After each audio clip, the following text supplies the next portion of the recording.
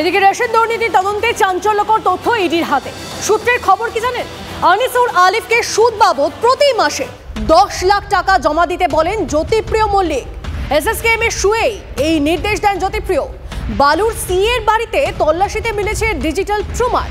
আদালতে দাবি ইডির আইনজীবীর, নিজেদের চাষি বলে পরিচয় দিয়ে সরকারের কাছ থেকে টাকা আত্মসাৎ করেছে আনিসুর ও আলিফ।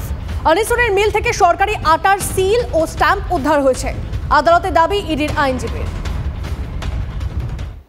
তদন্তকারীরা আদালতের সামনে এই তথ্যও নিয়ে আসেন বা সরকারি আইনজীবী আদালতে বিচারকের সামনে এই তথ্য জানান যে জ্যোতিপ্রিয় মল্লিক যখন গ্রেফতার হয়ে এসএসকেএম হাসপাতালে চিকিৎসাধীন, তিনি যখন বেডে শুয়ে রয়েছেন, সেখানে তার কাছ থেকে একটি চিঠি উদ্ধার করেছিলেন সিআরপিএফ আধিকারিকরা। সেই চিঠিতে এই মুকুল বিদেশের নাম ছিল এবং সেই চিঠিতে লেখা ছিল যে মাসে 10 লক্ষ টাকা সুদ বাবদ যেন তার বা তার নিয়ন্ত্রণাধীন কোনো ঘনিষ্ঠের কাছে বা তার সংস্থার কাছে পৌঁছে যায়। এবং এই যে 10 লক্ষ টাকা, তদন্তকারীরা বলছেন যে এই দুর্নীতি করতে সাহায্য করা, এই মুকুল বিদেশকে দুর্নীতি করতে সাহায্য করার জন্য তার যে দুর্নীতির লাভের ভাগের টাকা, যে টাকা এই মুকুল বিদেশদের কাছেই রাখা ছিল বা কোট আনকোট পার্ক করা ছিল, সেই 10 লক্ষ টাকাই মাসে মাসে চেয়েছিলেন জ্যোতিপ্রিয় মল্লিক। তার কারণ তিনি গ্রেফতারে হয়ে রয়েছেন, তার পরিবারের বিভিন্ন এবং আনুষঙ্গিক খরচ চালানোর জন্য এই টাকা চাওয়া হয়েছিল।